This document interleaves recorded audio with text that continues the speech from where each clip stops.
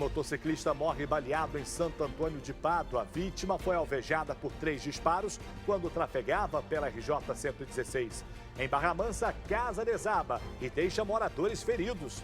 Sargento da Marinha é preso por suspeita de assédio sexual dentro de ônibus em São Gonçalo. Veja também, gestante de Nova Friburgo vai a posto de saúde para tomar antitetânica, mas sai imunizada com a tríplice viral, que é contraindicada para mulheres grávidas e pode causar sérias consequências ao bebê. E em Petrópolis, pacientes psiquiátricos seguem com atendimento deficiente por causa da falta de médicos no CAPS do município. Quinta-feira, 20 de fevereiro, começa agora o seu SBT Cidade.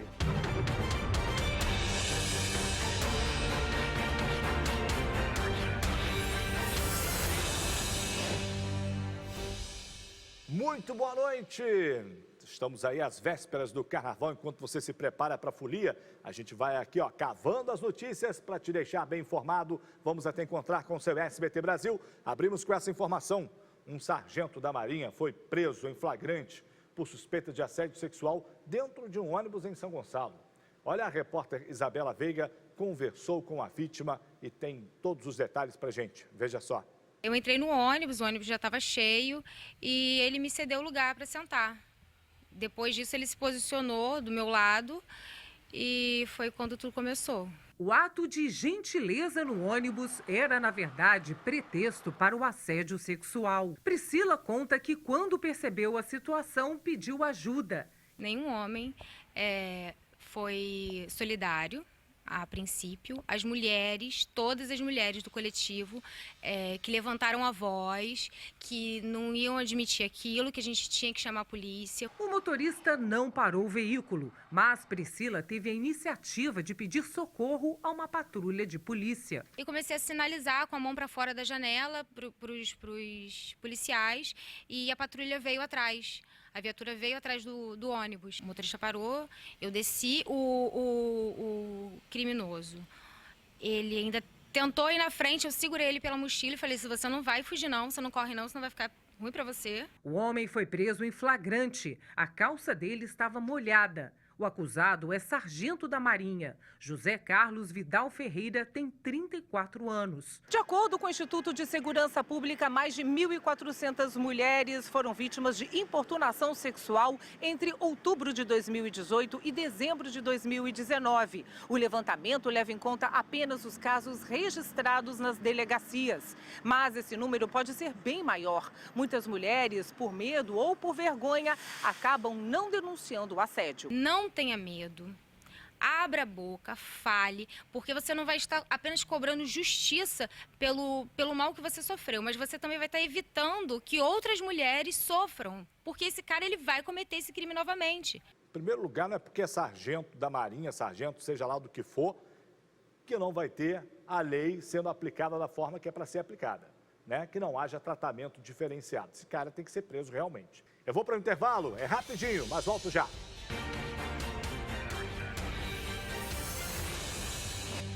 Olha, o desemprego pode aumentar no Rio de Janeiro. Que notícia triste, né? Empresas de tecnologia lutam na justiça para não serem despejadas do polo da Universidade Federal do Rio de Janeiro.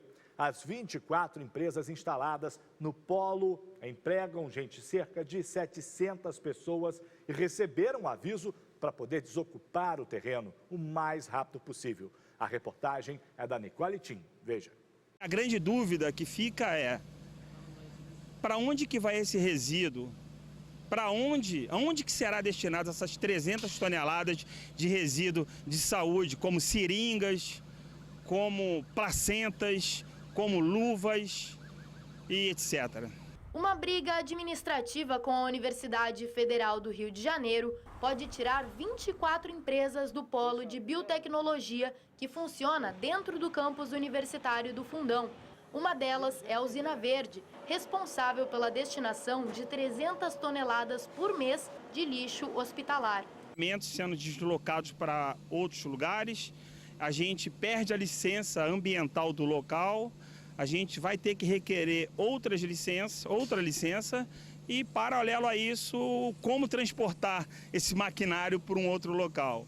As empresas trabalham com tecnologia de ponta e produzem pesquisas científicas importantes.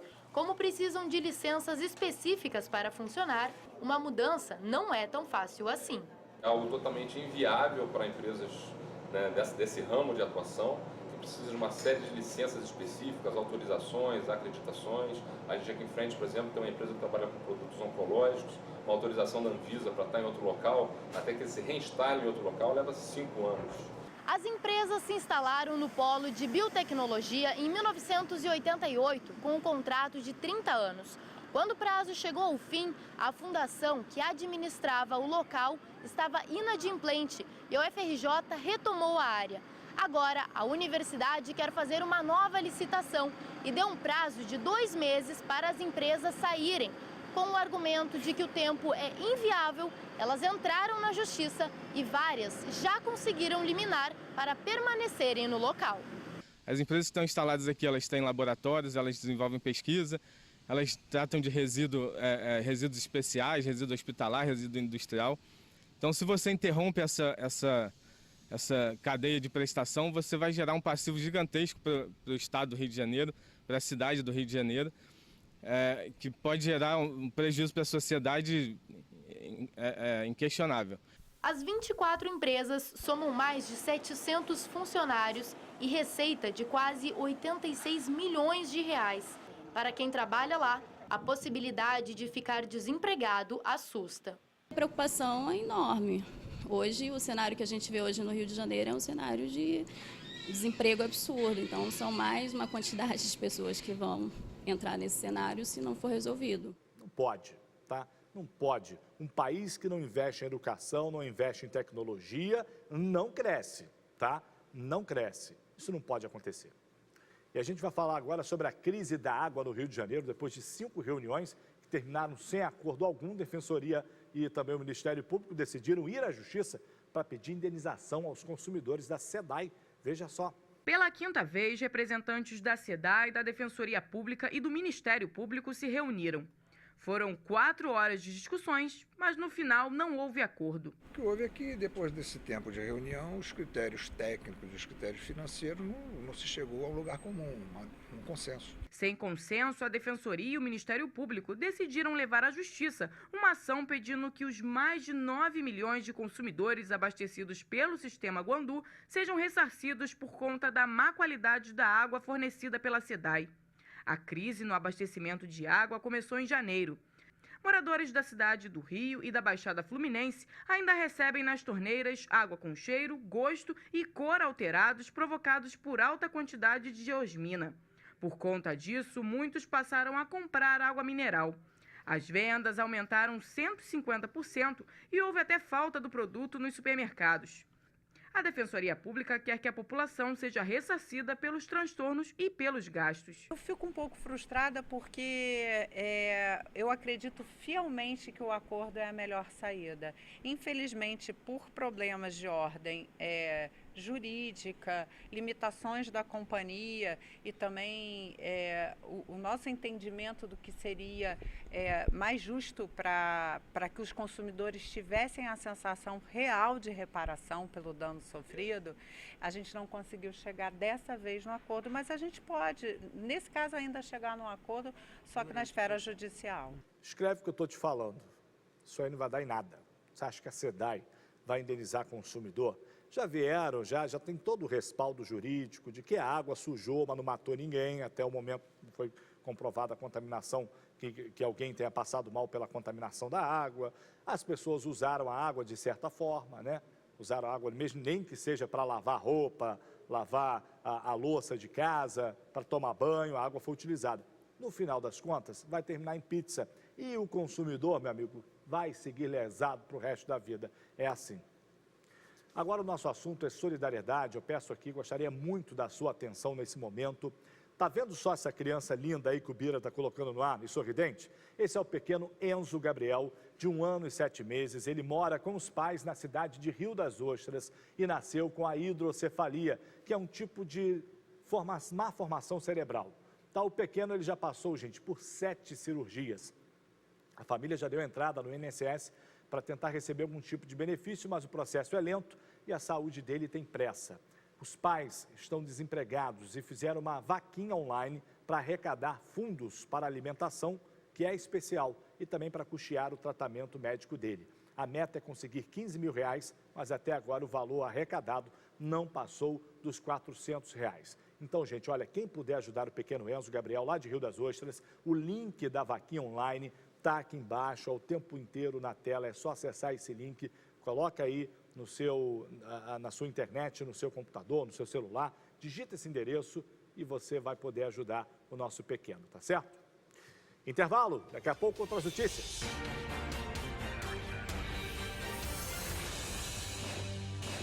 E já voltamos do intervalo. Vem comigo nessa aqui. Em Nova Friburgo, uma gestante denuncia que foi ao posto de saúde de Olaria para tomar uma vacina antitetânica e saiu vacinada, gente, contra o sarampo, recebendo aí a tríplice viral. O problema é que a imunização é contraindicada para mulheres grávidas que podem contrair sarampo, rubéola e cachumba caso recebam essa vacina.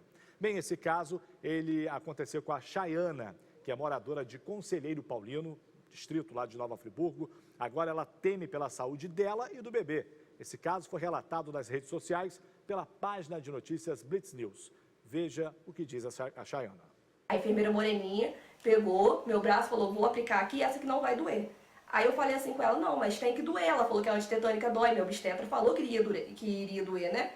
Aí ela falou assim, não, essa aqui é de sarampo. Quando eu olhei pra vacina, ela já tinha aplicado. Não deu tempo de eu falar. Aí ela regalou o olho e falou, calma aí, sarampo, você tá grávida? Mas você não pode tomar de sarampo. Eu falei, eu sei que eu não posso. A gente pediu nota, tá, à Prefeitura de Nova Friburgo, a Secretaria de Saúde, sobre esse ocorrido e não recebeu resposta. Eu quero aqui me dirigir ao senhor Renato Bravo, que é o prefeito de Nova Friburgo. Senhor Renato Bravo, aconteceu um erro grave. É uma mulher grávida que tomou uma vacina que não poderia ter tomado de jeito algum. Ela está preocupada com as reações, até porque as reações, se acontecerem, pode não acontecer nada, né? E sorte de todo mundo. Mas as reações vêm 7 dias depois. Eu quero saber o seguinte, se esse bebê nascer com algum problema, o senhor, Renato Bravo, vai arcar com os custos, o município vai arcar com os custos do tratamento, caso isso aconteça? Se acontecer o pior, né, alguém vir a óbito nessa história maluca, absurda, o município vai arcar com as consequências? É isso que a gente quer saber, porque isso não pode acontecer de jeito nenhum. Na saúde, erro custa vida. Vamos para esse assunto. Em novembro do ano passado, a gente denunciou aí a situação do CAPS, lá da cidade de Petrópolis, e de lá para cá a gente nada mudou. Na época, 2 médicos suspenderam as consultas por falta de pagamento. Um deles chegou a se desligar do CAPS e a prefeitura disse na época que iria substituir o profissional. Mas parece que isso ainda não aconteceu. Por isso aí a gente enviou a nossa repórter à cidade mais uma vez para poder ouvir aí os familiares de alguns pacientes. Veja só. A Rafaela ficou 3 meses internada na clínica psiquiátrica Santa Mônica. Depois da alta, o pai dela procurou o CAPS e foi informado da falta de médicos na unidade do centro. Segundo foi me passado, o último atendimento psiquiátrico no CAPS foi no dia 30 de janeiro. De lá para cá, não tem mais médico no CAPS para atender os pacientes lá. Em novembro do ano passado, a gente denunciou essa situação e de lá para cá nada mudou. Na época, 2 médicos suspenderam as consultas por falta de pagamento. Um deles chegou a se desligar do CAPS Centro. A prefeitura disse que iria substituir o profissional, mas parece que isso ainda não aconteceu. Segundo familiares, há apenas um médico para atender a 232 pacientes. Em casos de surto, a orientação é procurar o pronto-socorro Nelson de Saerpe. Mas agora, sem atendimento no CAPS, a unidade também é a única alternativa para os familiares tentarem renovar as receitas médicas. Sem esse encaminhamento, é impossível pegar os remédios que são distribuídos de graça no centro de saúde. Isso quando tem.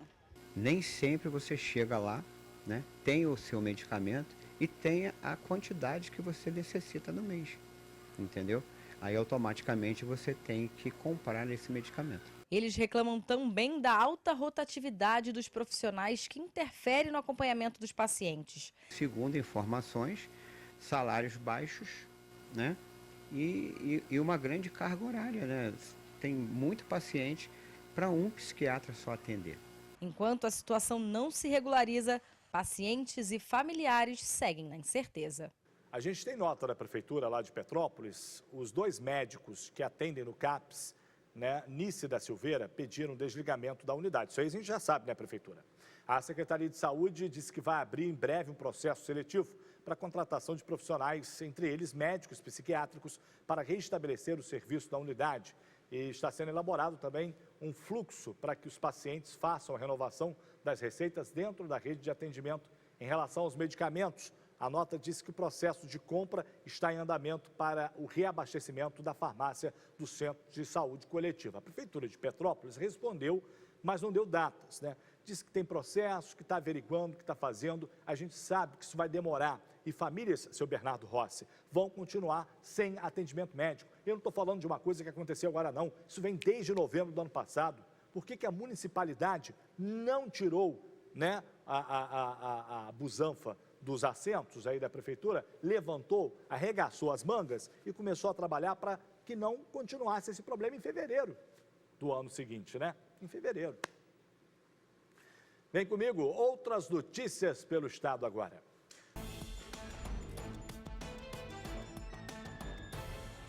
Motociclista de 37 anos morreu baleado na RJ 116 em Santo Antônio de Pádua na manhã de hoje. A vítima foi alvejada por 3 disparos. O corpo foi levado para o ML de Itaperuna. A polícia investiga o crime. Ninguém foi preso. A Polícia Militar prendeu em Petrópolis um homem de 40 anos acusado de tráfico de drogas e porte ilegal de arma de fogo. Na casa do acusado, no bairro Castelânia, foram encontrados cocaína, maconha, uma pistola com numeração raspada, além de carregadores, munições e dinheiro. O trânsito ficou lento na manhã de hoje na descida da Serra das Araras, em Piraí. Um caminhão que transportava fermento de maçã tombou na pista. Ninguém ficou ferido. Uma casa desabou no bairro Vista Alegre, em Barra Mansa. Os moradores estavam dentro do imóvel quando tudo veio abaixo. Segundo a Defesa Civil, o morador realizava uma obra em uma das paredes, mas a estrutura não suportou peso. 3 pessoas tiveram escoriações leves e foram atendidas ainda no local. O relógio de energia elétrica de uma agência bancária pegou fogo na manhã de hoje em Paraty.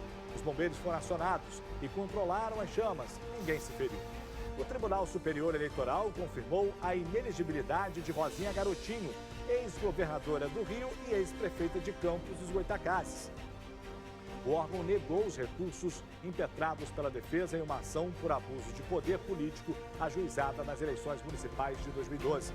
De acordo com o Ministério Público Eleitoral, a então prefeita de Campos mandou pintar os sinais de trânsito da cidade com a cor rosa para promover a campanha à reeleição.